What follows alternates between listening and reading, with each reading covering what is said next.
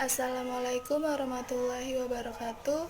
Halo semuanya, perkenalkan nama saya Widianti. Saya adalah mahasiswa Universitas Muhammadiyah Tangerang. Di video kali ini saya akan menjelaskan tentang implementasi metodologi penelitian pada skripsi akuntansi. Seperti ini. Oke, jangan berlama-lama lagi, mari kita ke videonya. Dosen pembimbing skripsi Prodi Akuntansi yang kami hormati, rekan-rekan panitia penyelenggara seminar metodologi penelitian serta para peserta seminar metodologi penelitian yang berbahagia. Baik, pada kesempatan seminar metodologi penelitian dengan tema meningkatkan kompetensi mahasiswa dengan penelitian yang berkualitas. Nah, nanti akan langsung dipandu oleh moderator Bapak Ari Eksandi. Ya, untuk itu mari sama-sama kita buka acara seminar ini dengan melapas basmalah.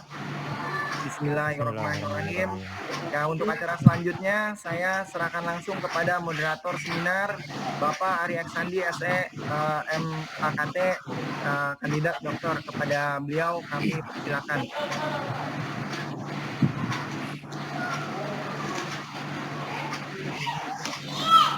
Baik, terima kasih. Beneran, salam. Bener. Baik, terima kasih. Assalamualaikum warahmatullahi wabarakatuh. Waalaikumsalam warahmatullahi wabarakatuh. Innalhamdulillah nahmaduhu wa nasta'inuhu wa nastaghfiruh. Nauzubillah min syururi anfusina wa min sayyiati a'malina. May yahdihillahu fala mudhillalah wa may yudlilhu fala hadiyalah. Asyhadu alla ilaha illallah wahdahu la syarikalah wa asyhadu anna Muhammadan abduhu ya rasul. Qallallahu ta'ala ya ayyuhallazina amanu ittaqullaha haqqa tuqatih wa la tamutunna illa wa antum muslimun. Rabbi tubillahi robba wa bil islami dina wa bil muhammadin nabiyya wa rasul. Rabbi zikni ilma warzuqni falma amin ya rabbal alamin. Yang terhormat Bapak Rektor Universitas Muhammadiyah Tangerang, Dr. Haji Ahmad Amarullah SPD MPD. Yang saya hormati Dekan Fakultas Ekonomi dan Bisnis Universitas Muhammadiyah Tangerang, Dr. Hajah Siti Hanifah SMM. Yang saya hormati Wakil Dekan 1 Fakultas Ekonomi dan Bisnis Universitas Muhammadiyah Tangerang, Dr. Mikrat MM. Yang saya hormati Wakil Dekan 2 Fakultas Ekonomi dan Bisnis Universitas Muhammadiyah Tangerang, Dr. Ismayudin Yulizar MM. Yang saya hormati pembicara pemateri Profesor Dr. Eti Murwaningsari AKMMCA. Kebetulan beliau dosen saya juga di Trisakti, S3 Trisakti. Salam hormat untuk Prof. Eti. Dan yang saya banggakan adalah teman-teman mahasiswa-mahasiswi Prodi Akuntansi Fakultas Ekonomi dan Bisnis Universitas Muhammadiyah Tangerang. Puji syukur kehadirat Allah Subhanahu wa taala, di sore ini kita masih diberikan kesehatan sehingga kita semua masih tetap bisa menjalankan kegiatan kita yang insya Allah penuh dengan manfaat, yaitu mengikuti seminar metodologi penelitian hari ini. Salam hormat kita panjatkan kepada manusia terpilih, manusia sempurna, Nabi besar Muhammad Sallallahu Alaihi Wasallam. Tak lupa kita selalu panjatkan puja dan puji syukur pada beliau, sehingga berkat risalah yang dibawa oleh beliau kita mendapat pencerahan untuk menjadi manusia yang berkemajuan. Baik, langsung saja saya coba perkenalkan pembicara metodologi penelitian akuntansi.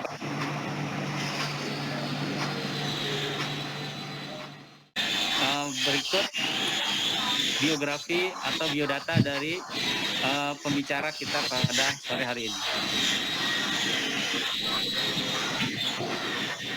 Baik, inilah pembicara kita pada hari ini, Profesor Dr. Eti Murwaningsari, AK MM CA, adalah profesor di bidang akuntansi Fakultas Ekonomi dan Bisnis Universitas Trisakti Jakarta, menerima gelar doktor dari Universitas Indonesia dan memulai karirnya di tahun 1990 sebagai dosen di Universitas Trisakti, dan saat ini menjabat atau mendapat amanah sebagai wakil dekan bidang akademik Fakultas Ekonomi dan Bisnis Universitas Trisakti. Beliau banyak terlibat dalam berbagai penelitian dan publikasi. Juga telah mendapatkan atau sering mendapatkan hibah dari berbagai institusi, salah satunya dari Departemen Pendidikan, dan telah menulis buku tentang pengantar akuntansi untuk derivatif pada tahun 2010. Banyak penelitian beliau yang dipublikasikan di berbagai jurnal nasional maupun internasional, khususnya yang terindeks Scopus. Seperti yang kita ketahui, jurnal-jurnal yang terindeks Scopus adalah jurnal-jurnal yang memang memiliki kualitas tinggi level internasional, di mana jurnal-jurnal ini juga dipresentasikan dalam konferensi internasional. Antara lain, pada konferensi Asia Pasifik tentang masalah akuntansi internasional di Las Vegas, Amerika Serikat tahun 2009. Pada konferensi Asia Pasifik tentang masalah akuntansi internasional di Gold Coast, Australia tahun 2010. Lalu pertemuan Asosiasi Akuntansi Amerika di Denver, Amerika Serikat tahun 2011. Pertemuan tahunan Asosiasi Akuntansi Amerika Serikat di Washington DC tahun 2012, Konferensi Bisnis dan Ekonomi Masyarakat Eurasia di Wina, Austria tahun 2016, Konferensi Internasional tentang Ekonomi Energi dan Kebijakan Energi di Berlin, Jerman tahun 2017, lalu Institut Pendidikan dan Penelitian Athena Yunani tahun 2018, lalu Akademi Sains, Teknologi, Teknik, dan Manajemen Internasional Kairo, Mesir tahun 2019, dan yang terbaru adalah dalam Konferensi Masyarakat Bisnis dan Ekonomi Eurasia di Lisbon, Portugal tahun 2019. Subhanallah, luar biasa sekali Prof. Eti, rekam jejaknya teman-teman ya untuk level internasional. Beliau menyelesaikan pendidikan S1 Fakultas Ekonomi di Universitas Airlangga, S2 Master of Management di Trisakti University, Jakarta, S3 Accounting Science Doctoral Program di Universitas Indonesia, dan beliau juga aktif di berbagai keanggotaan, salah satunya Ikatan Cendekiawan Muslimah Indonesia dan sebagainya ya. Mungkin tidak perlu saya bacakan satu persatu untuk keanggotaan ini. Baik, teman-teman semuanya, itulah sekilas tentang biodata dari pembicara kita pada hari ini, Profesor Dr. Edi Mulyaningsari AK MMCA. Mungkin untuk mempersingkat waktu agar proses seminar ini bisa berjalan maksimal, saya tidak perlu panjang lebar lagi menjelaskan tentang rekam jejak yang luar biasa dari pembicara kita sore hari ini, biar nanti beliau yang bisa mengeksplorasi pengetahuan dan pengalaman beliau bisa kita serap semaksimal mungkin, sehingga dengan harapan skripsi yang teman-teman sedang susun ini memiliki kualitas yang mumpuni, syukur-syukur kualitas level internasional. Amin ya rabbal alamin. Amin. Baik, Prof. Eti, mungkin itu saja dari saya. Selebihnya mungkin saya lanjutkan ke Prof. Eti. Ya, terima kasih Pak Ari. Prof, sama-sama Prof. Ya, Assalamualaikum warahmatullahi wabarakatuh. Sivitas Akademika Universitas Muhammadiyah Tangerang, salam kenal. Pertama-tama marilah kita panjatkan puji syukur pada Allah Subhanahu wa Ta'ala bahwa pada siang ini kita masih diberi sehat sehingga kita bisa berkumpul bersama-sama untuk share dan belajar tentang implementasi metodologi penelitian pada skripsi akuntansi. Dan selanjutnya, saya ucapkan salam kenal yang saya hormati kepada Bapak Rektor Universitas Muhammadiyah Tangerang, yaitu Bapak Dr. Ahmad Amarullah SPD MPD. Salam kenal Bapak. Kemudian juga untuk Ibu Dekan Dr. Hajah Siti Hanifah SEMM. Salam kenal Ibu. Kemudian juga Ibu Wadek 1 Dr. Mikhat MM. Salam kenal Bapak. Wadek 2 Dr. Esmayudin Dulisar MM. Salam kenal. Serta Kaprodi Akuntansi Bapak Ari Eksandi yang saat ini selaku moderator dan selaku mahasiswa saya di program Doktor S3 Akuntansi Fakultas Ekonomi dan Bisnis Universitas Trisakti. Ya, Prof. Ya, cepat lulus ya Pak. Amin, Prof. Terima kasih. Ini supaya dicontoh untuk mahasiswa, Pak Ari ini teguh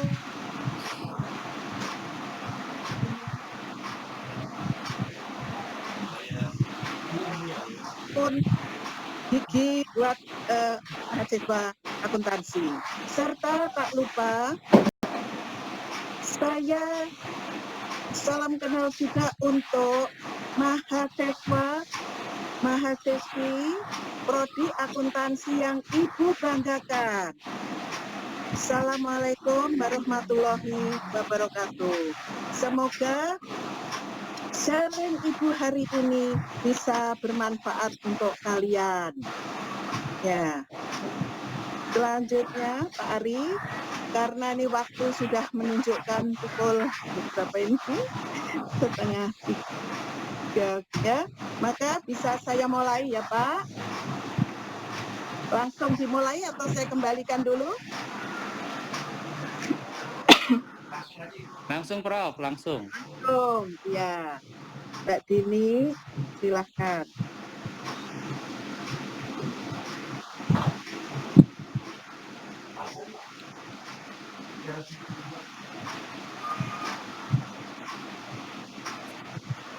Dibesarkan nggak bisa, Mbak?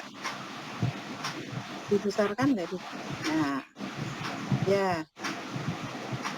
Topik kita hari ini adalah implementasi metodologi penelitian pada skripsi akuntansi.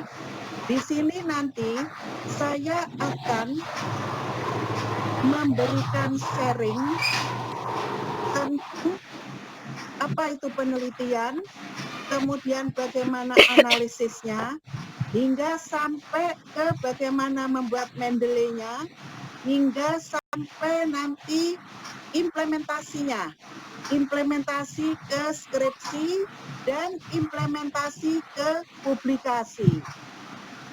Nah,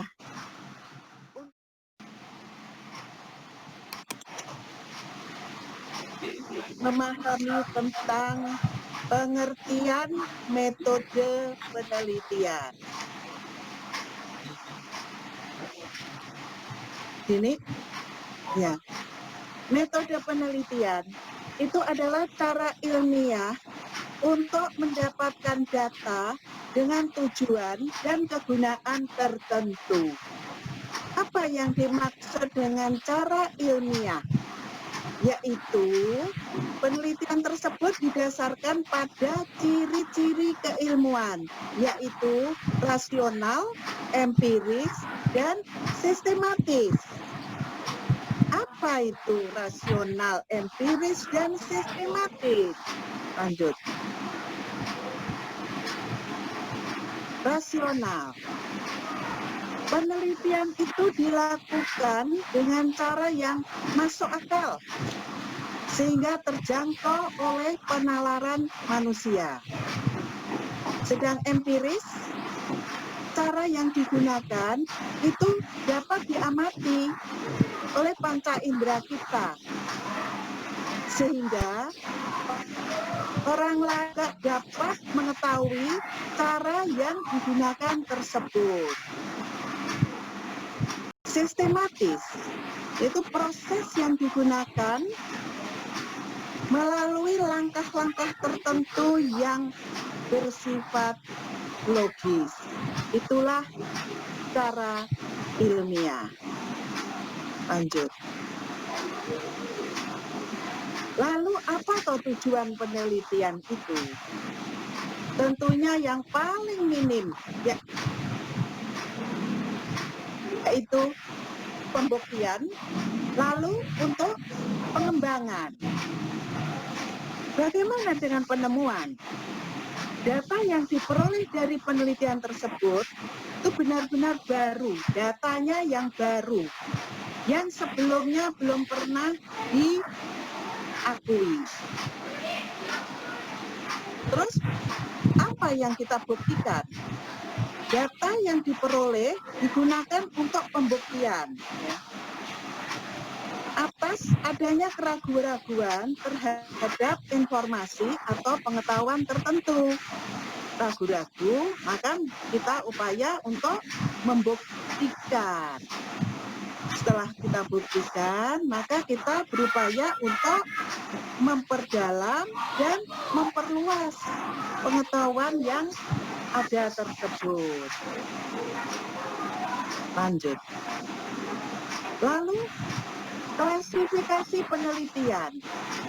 Penelitian itu ada penelitian kuantitatif, penelitian kualitatif, di mana masing-masing itu memiliki paradigma, asumsi, dan karakteristik sendiri-sendiri. Kedua pendekatan penelitian itu dapat dilakukan dengan cara simultan, yang saat ini sedang in juga, yaitu mixed method. Itu adalah kita mempelajarinya secara tersendiri, yaitu dari kualitatif, dari kuantitatif, kemudian kita kombinasikan dengan kualitatif.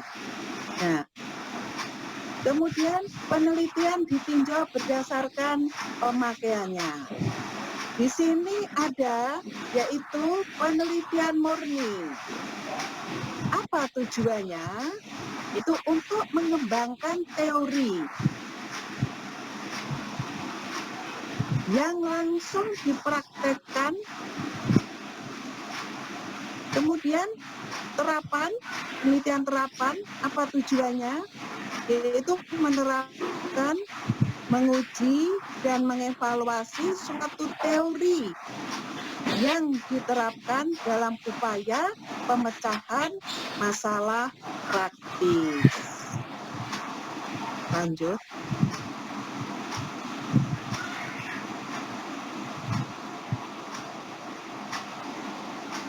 Penelitian berdasarkan tujuan umum. Ada penelitian eksploratif, ada penelitian development, ada penelitian verifikatif, ya. Nah, kalau eksploratif itu tujuannya mengeksplorasi fenomena yang menjadi sasaran penelitian. Kalau pengembangan dilakukan untuk mengembangkan suatu konsep atau prosedur tertentu. Verifikasi dilakukan dengan tujuan membuktikan kebenaran suatu teori pada waktu dan tempat tertentu. Penelitian berdasarkan tarafnya, ada yang deskriptif, yang sederhana. Di sini penelitian itu hanya mendeskripsikan variabel yang diteliti, tanpa dilakukan analisis dalam keterkaitannya dengan variabel lain. Kemudian kalau analitik, di sini baru lebih dalam lagi, yaitu tidak hanya sekedar mendirikan variabel penelitian, tetapi dilakukan analisis dalam hubungannya antar variabel. Lanjut. Data. Ini yang tadi pertama, ya. Ini data ini sangat penting. Apa sih pengertiannya data? Data itu adalah kumpulan informasi yang diperoleh dari pengamatan, pengukuran suatu variabel yang berupa angka, kata, atau simbol. Apa fungsinya?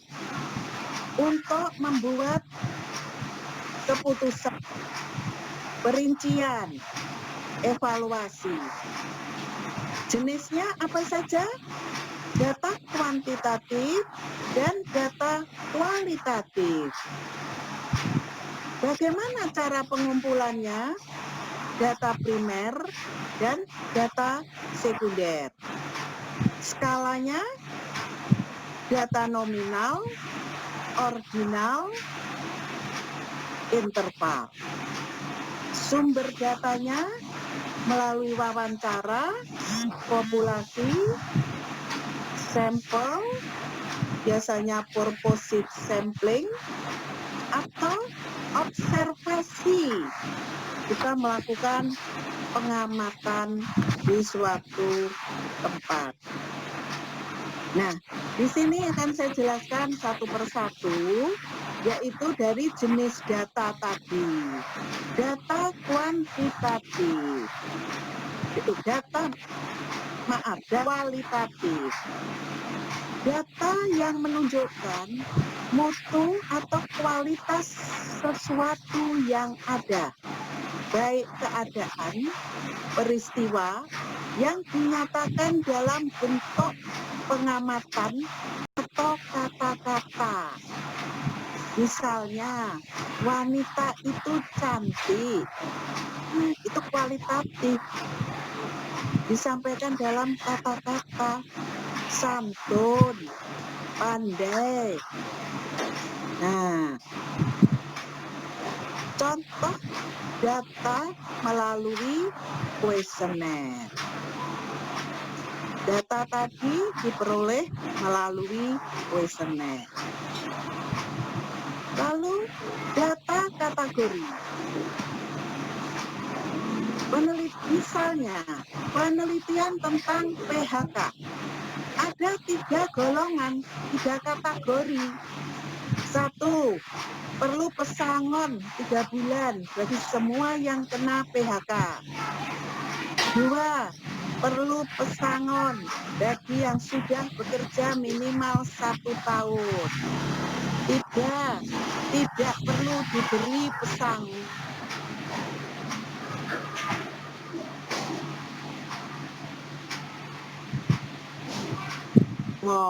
Golongan itu bagaimana? Baik sekali, kemudian baik dari mulai baik sekali, baik, sedang, buruk sekali. Nah, itu berjenjang. Bagaimana kalau relatif? Sering, kadang-kadang, jarang.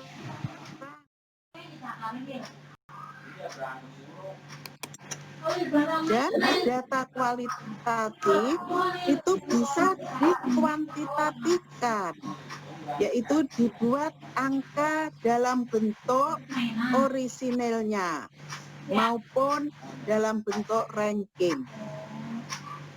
Data ini diperoleh melalui wawancara dan sifatnya adalah subjektif. Data kualitas subjektif sifatnya. Selanjutnya bagaimana dengan data kuantitatif? Nah, ini berbentuk angka-angka. Nah, itu di papan tulis itu angka-angka. Misalnya di akuntansi, laba 3 miliar, earning per share 0,2. Manajemen laba, kita cari dari rumus manajemen laba. Nah, ketemulah angka. Itu data kuantitatif. Lalu, bagaimana cara pengumpulan data? Data primer dan data sekunder. Data primer itu diperoleh dari sumber pertama. Sumber pertamanya, ya. Jadi bisa dilakukan melalui wawancara, langsung bertanya ke orang yang bersangkutan, atau dari pengisian kuesioner atau angket. Sedang data sekunder itu adalah diperoleh dari sumber kedua, atau data itu telah diolah oleh pihak lain. Contoh, laba perusahaan X itu didapat dari laporan rugi laba perusahaan X. Yang mengolah itu di perusahaan X tadi. Terus kita tinggal mengambil angka laba tersebut. Jadi kita tidak ada wawancara, tidak ada dari kuesioner. Nah, kita langsung aja mengambil labanya 3M. Gitu. Kita pakai sebagai data kita.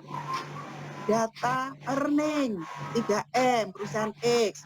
Perusahaan X2, 2M, X3, 3M. Dari laporan keuangan perusahaan tersebut.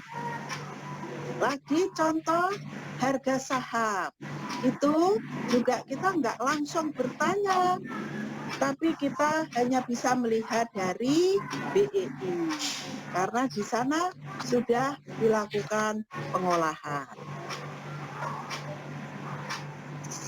Skala pengukuran, nominal, ordinal, interval, rasio.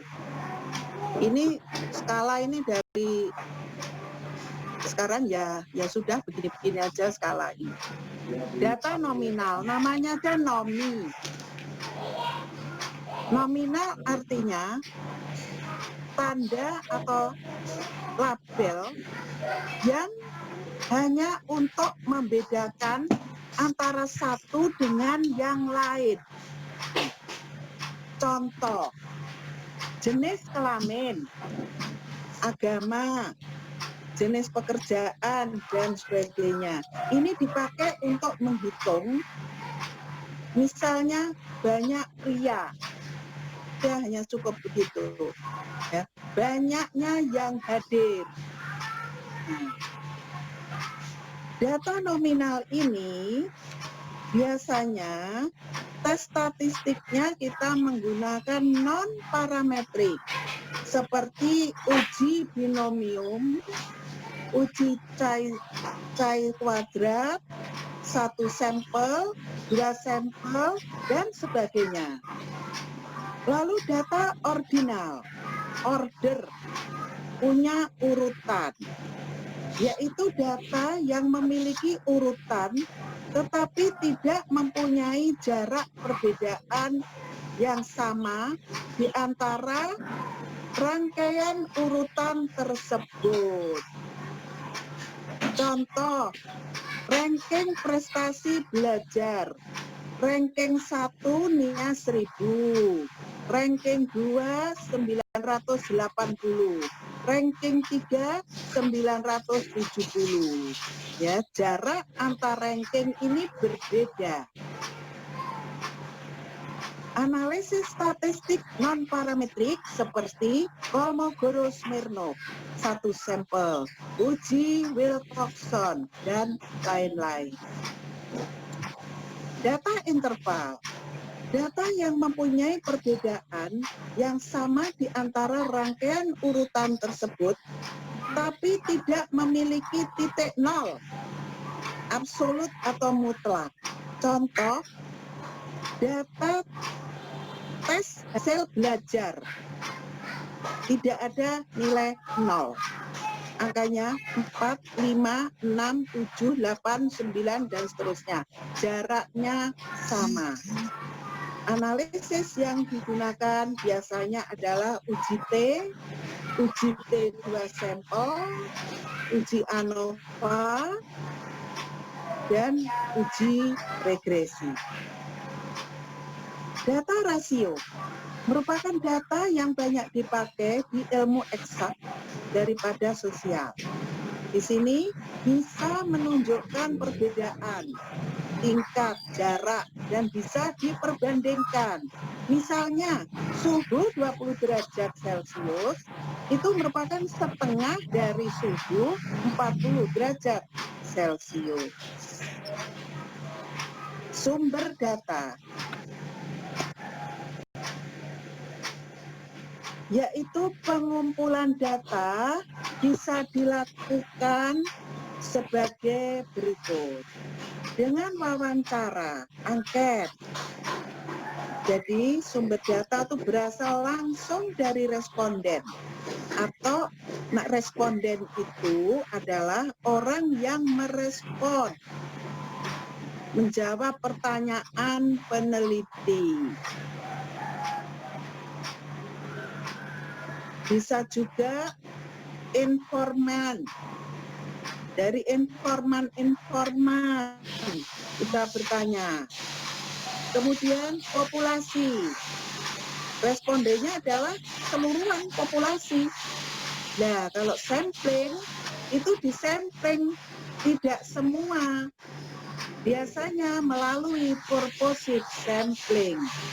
Purposive sampling itu sampling yang diambil sesuai dengan tujuan penelitian. Kita punya nanti.